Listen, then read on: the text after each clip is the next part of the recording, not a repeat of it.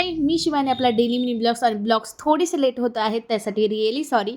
आणि आम्ही संध्याकाळी ना सानिकाच्या मैत्रिणीच्या घरी आलेलो होतं, कारण काकूंच्या इथं हळदी कुंकू होतं त्यासाठी.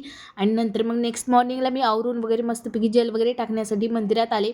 पाया वगैरे पडून मस्त जेल वगैरे टाकलं की दिवस एकदम छान जातो आणि खूप मस्तही वाटतं, मनाला एकदम पॉझिटिव्हिटी येते. जेल वगैरे टाकलं, पुन्हा जायचं होतं मम्मीला आणि मला शोरूमला, कारण की माझ्या स्कूटीचा जो नंबर प्लेट आहे तो आलेली होती. ते चेक करण्यासाठी जायचं होतं. मग ते आलेलीच होती, पप्पा बोलले. मग आम्ही दोघी गेला, तिथे खूप वेळ लागला.